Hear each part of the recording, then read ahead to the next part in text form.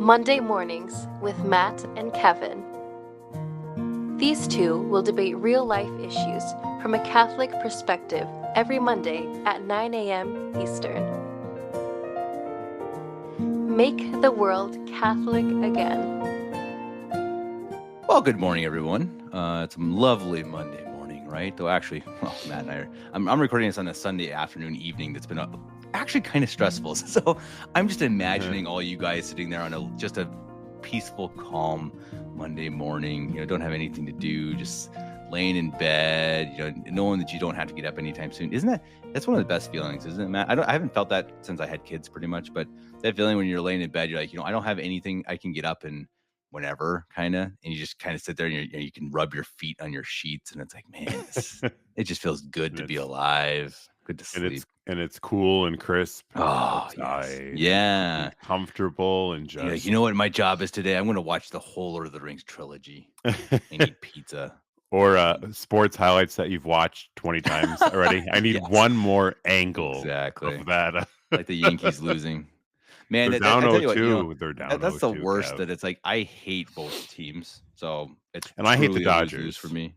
Oh, I hate the Yankees. This is difficult because sometimes you don't. I mean, you always care, but sometimes you care a little bit more than other times. Sure. And I cannot stand the Dodgers, and I never have. As you know, I've mentioned before, love Vince Scully. I think the guy's one of the greatest and one of my favorites in all of sports. But man, just something about it. But hey, Yogi Berra, the legendary Yogi Berra, said, "It ain't over till it's over." It ain't over till it's over.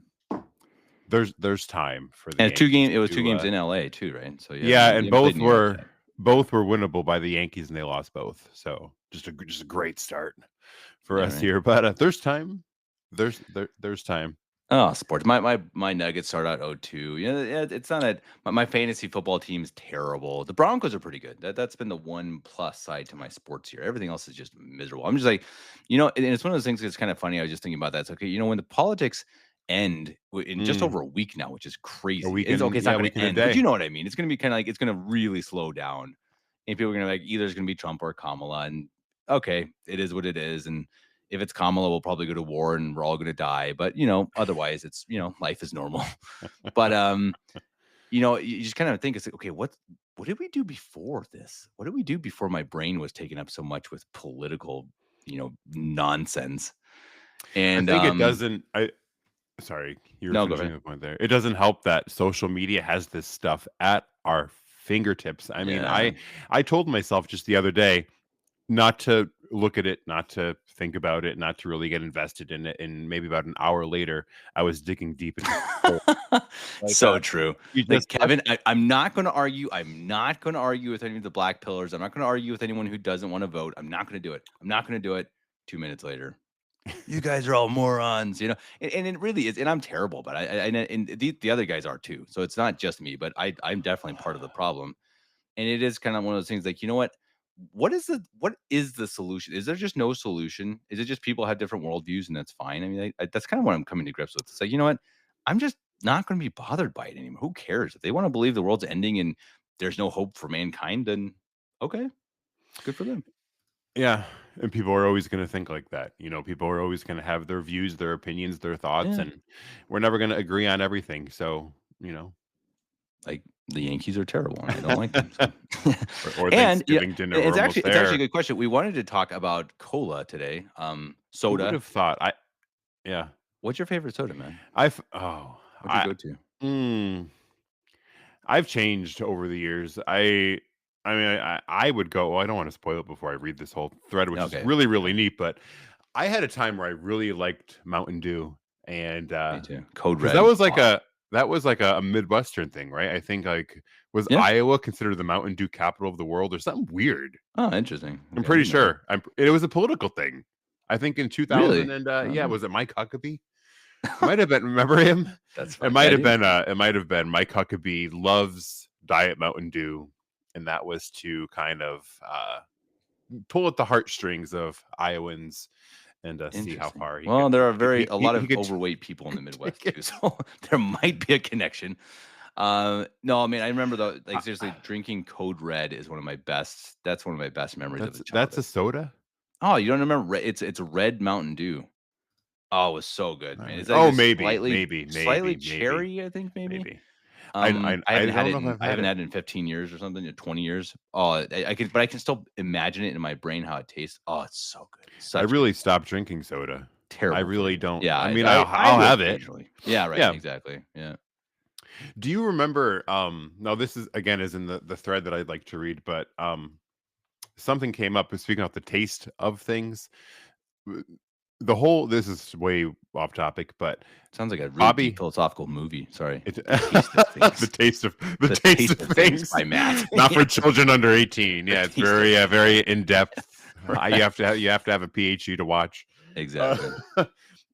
the whole beef tallow thing with Bobby Kennedy. Have you seen all of this kind of take I've shape? heard It rumblings was about how French fries used to be in beef tallow, and then they It's turned it into true. seed It's oils. true. Yeah. Seed oils on purpose. So with the whole Trump working at McDonald's uh, spectacle, Bobby Kennedy has gone on a little bit of a lecture about how beef tallow used to be used, and now they're in seed oils, and he gave his whole reason as to why. And they used to taste so much. I remember being a kid. Now I think this happened in the might have been in the 90s. So right when I was being born, but McDonald's used to taste better. And there's a whole Yeah. scientific study, Kev, on why McDonald's soda tastes better. Interesting. That's Wait, the now thing. it But tastes better. just always, no. Yeah. Just McDonald's soda has a very special recipe Well, to isn't it, it because and they it's kind of don't they actually strange. do the syrup and then the soda water rather than the And cola? the temperature, yeah, Yeah. Interesting. it's that, and it's the temperature that Huh. that they let it that they let it um kind of sit at I'll in tell their you though, I actually like soda better here in Germany than do in the really. US because it's made with more real sugar rather than corn syrup.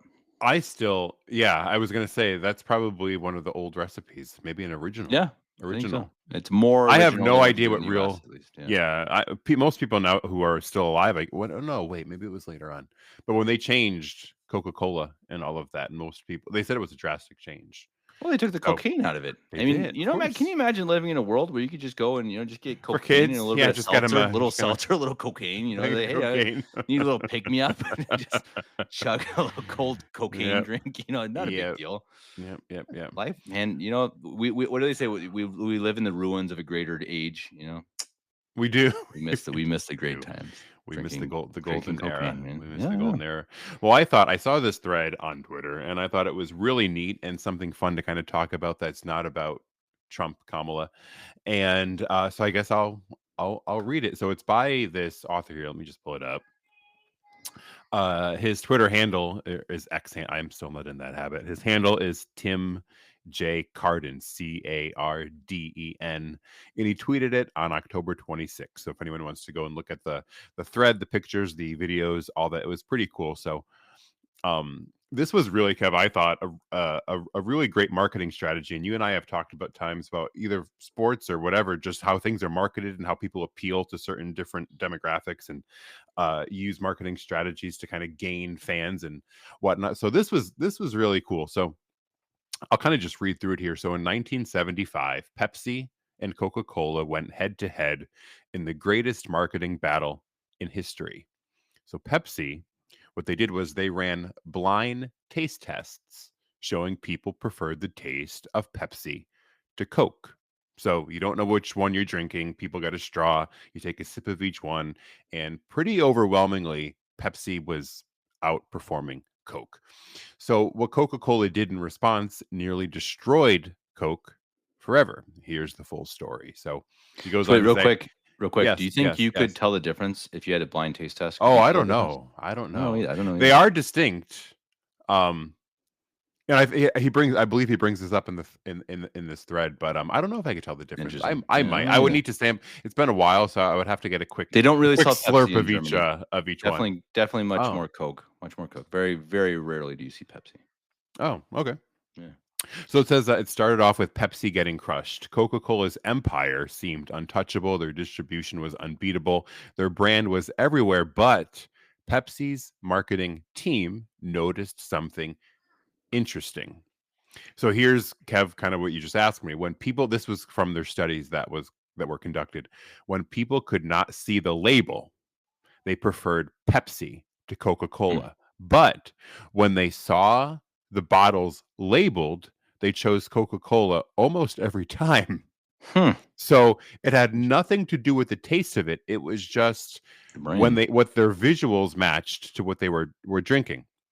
So when Pepsi picked up on this small insight sparked an idea that changed everything, and the Pepsi challenge was born. So now, and when I like this thread because he actually includes the commercials and the tests and the video footage that existed at the time to kind of work through this experiment. So the Pepsi challenge was born. So what happened in this time frame here in 1975 or so is Pepsi's team went to shopping malls across America, and what they did was they had two unmarked cups.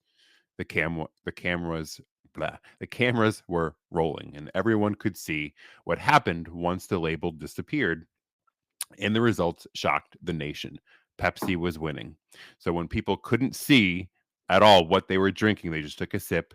It was always Pepsi. But when people saw the labels on the bottle, they chose Coke.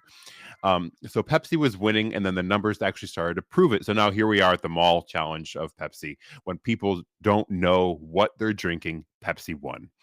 And with this experiment, their marketing share jumped from 6% to 14%. And by 1979, the gap had closed. So in the soda market, Pepsi was about 18% and Coca-Cola now 24%. So the gap was now closed. For the first time ever, Coca-Cola looked vulnerable. So here's the next step. This is just so strange to me. So Coca-Cola, of course, had a response, but it was a devastating miscalculation. Coca-Cola ran their own taste test. So they did their own experiment. Over 200,000 tests. The results confirmed their worst fear. People actually did prefer Pepsi to Coca-Cola because they noticed Pepsi's taste was a bit sweeter. So, what happened next? April 23rd, 1985, Coca-Cola announced that they're going to change their 100-year-old recipe, and New Coke was born. So, both Pepsi and Coca-Cola confirmed that when people could not see the label on the bottle, they preferred Pepsi, and the reason because they deducted was that Pepsi was a little bit sweeter. So Coca-Cola said, aha, we got to change the recipe, So New Coke was born, and the public's reaction was beyond anything they could have imagined. The Coca-Cola phone lines exploded. They got up to 10,000 calls a day, up from their usual 400. And it said actually Americans felt, this is kind of funny, betrayed. And so some results from people saying this is sweeter and smoother than regular Coke. The carbonation, though, isn't strong or sharp, which I like in a soda. Another person said there's more of a vanilla taste on the first sip. It's a little bit smoother, but it doesn't have the punch that Coca-Cola has.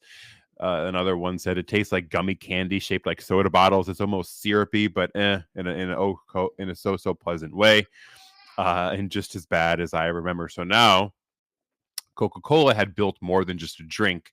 They bottled memories of first dates and family gatherings, long summer afternoons, and American tradition.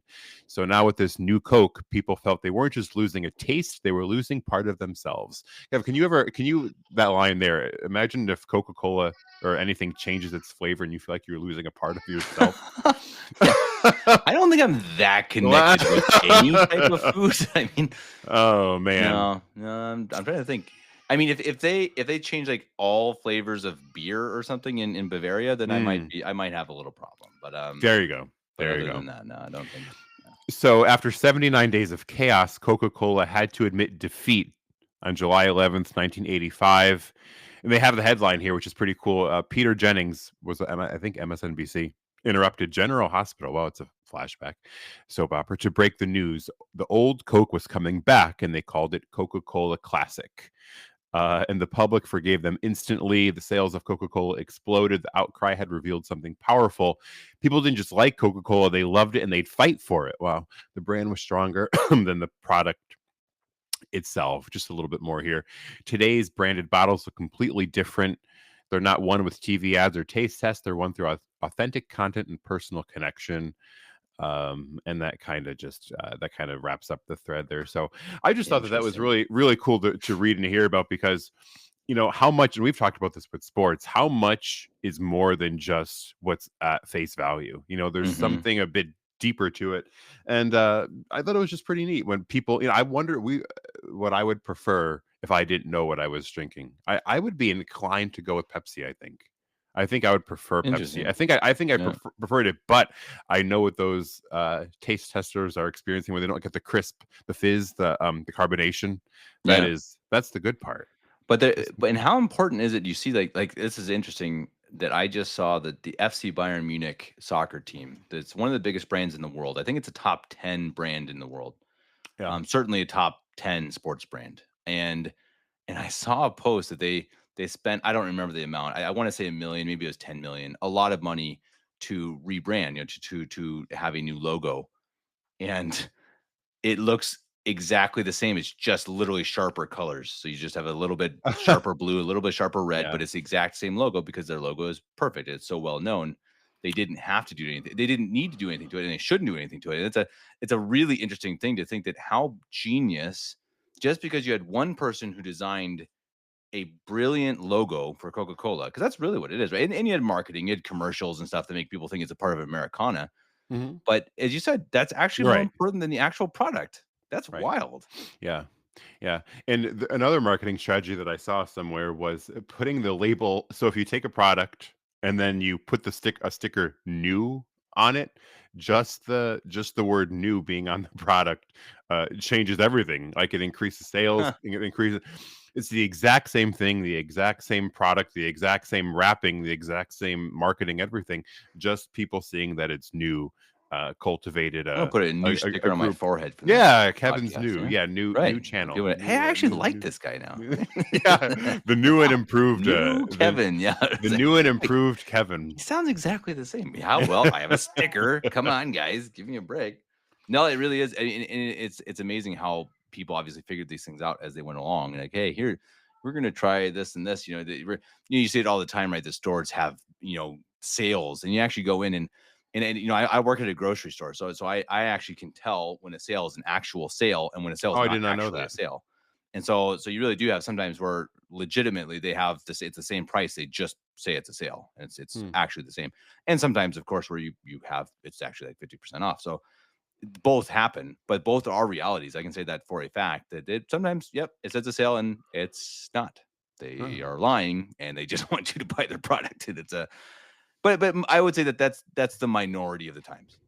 Sure. Majority of it is actually sale, but I think that is pretty interesting. That you gotta be pretty careful with how people market things. Most of these marketeers are, I think, fairly soulless because again, one brand, one logo, you change a logo a tiny bit, it's millions Mm. because the brand's worth billions, maybe trillions. No, You I just never know know. better than anybody. Tons of money. Dunkin' Donuts is no longer Dunkin' Donuts. Did you know that? What? They're Dunkin'. They're not Dunkin' Donuts. You look They're stunned. just Dunkin'. Correct. That is What? correct. That is a fact. Yes. There is no Oh, more Dunkin' Donuts. It it's is just Dunkin'. Dunkin'. It is I just didn't know Dunkin'. that. And nobody calls it that, but yeah, that switch happened a few years ago. Weird. Actually, yeah. I don't think I like that. Very, very, very sad. Yeah, right. They actually, this is another, the purple and orange of Dunkin' Donuts was actually achieved by a study that shows people are more drawn to a building or a advertisement to go to it if the colors purple and orange are arranged in that order. I don't know. Oof, that I don't that know. seeit's hard to believe, but It does. well, I The guess brain if is that's weird. these people, yeah, exactly. I think if I'm drawn towards blue and green and red. If it's orange or something, that I'm like, no, no, thanks, I'm done. Except for the Avoid. Broncos because that's my team, but normally Yeah, but that's orange like is a always burnt better. orange, right? That's a darker, like a No, their old brownish. ones are they're What's bright neon orange? bright orange, Oh. yeah. And I actually Hmm. like them. I actually really like them, but that's the only time I ever approve of orange because of course it's a Protestant color, right? So I mean, we're definitely we're a green family over here for sure. But I no, never thought of that. it really is it really is fascinating, and I think it's something I just talked about on a podcast. How I dare everyone who's listening to this to spend even, let's just say, spend a week and actually think about everything you buy and like really consider, like really sit there. You go to the store, you buy it, and then sit down. When you put it all on the counter and actually really consider it. Really think, okay, where is this from? Where is this from? What is the process of this thing? where does an apple come from? It sounds silly, but it's like, okay, obviously it comes from a tree, but okay, but from where? And you may not be able to find that out, but you might be able to, Google it. Say King Soopers apples, and say, okay, where are they grown? Maybe it's Connecticut, and maybe it's Guatemala, and I think it's a pretty interesting process. And you actually do that, I think people would be pretty amazed. If you can understand how you consume, I think it might change actually a bit how you consume as well. Yeah. So just one more quick thing, Kev. So the live show you're doing, right? Do people know? Yes, sir. Yeah, about we're doing it? a live show. So what's the what's the plan really quick? The live show, it's going to be, I think, 7 p.m. Eastern time. We decided, I think that's when Virginia polls will close. So maybe we'll do 6:30 or something like that. Now, and I was going to say I sent you this, the record for being awake the longest is 19 days. So if the election isn't called, which might be, you got to just keep going. We'll break that record. Straightforward. I know there are parents out there who think like, man, I've got a lot longer than that of not sleeping. But let's just hope. Let's just hope that by 11 p.m., 11:30. I think it might be. I am pretty optimistic right now that it's going to be a big Trump win, a big Republican win. And I know plenty of people think that doesn't matter, but I do. I do think he's a much better candidate. He's not perfect. I don't actually really like him, but I do think he's better. So I hope he wins. I think he will. It looks good right now, but I think anything could happen. And if they steal it like they did in 2020, then yeah, I might become a black pillar and be like, yeah, it is hopeless, and why even care? No, I won't, because that drives me crazy, because it's like, okay, but then what are we supposed to do? We are men of action, that's what we should be. And even if that means voting for someone who's just slightly better, or even is lying about being better, if that's my opinion. But anyway, yeah, we're going live 6:30, maybe 6:30 Eastern time on election day. So that's Tuesday, November 5th. I will pop in. I will be on. Yeah, Matt's going to pop on. We're going to have my dad there. Eric's going to be there. We're going to have a couple priests have also volunteered to come on. We'll have kind of, incoming and outgoing guests. They'll pop on for 15, 20 minutes at a time. And we'll just kind of chat about what's going on and what people think about, politics, election, Trump, Kamala. Life, hey, we may end up talking Pepsi and Coke. You never know on these live shows. We hope all of you will be there. It's going to be a lot of fun. So really the best part for us is when the people in the comment section help us move the show along. That's awesome. We love that. So definitely be there November 5th at 6:30 p.m. Eastern time. And we're going to go pretty late. I mean, I plan, I'm getting off work. I'm going to plan to do, good, probably 5 or 6 hours, maybe more. We'll see. But I'm going to be prepared for a long one. So you're going to have like a TV in the corner, or how are you watching? I probably going to have to do it on my laptop. We'll see. That's a really good question. Maybe on my phone. I actually don't know. I'm kind of hoping my he's the actual political guy. So I'm hoping he'll figure it out. But as you guys hear the baby crying in the background, I better run. That's little Emmy deciding that she wants Daddy to pick her up. So I better run. Matt, it's been fun as always. Thanks for the topic. I'll see you next Monday, and that is the day before election day. So we'll have to see how we're feeling a week from now. Maybe we'll just talk about something that's not politics again, because it actually is kind of nice. It actually does feel pretty good. Anyway, the Catholic Family Podcast has a family member who needs caring. So, you guys, everyone take it easy. We'll see you next Monday. And again, stay tuned November 5th for live stream, 6:30 p.m. Eastern time. Matt, I'll see you then.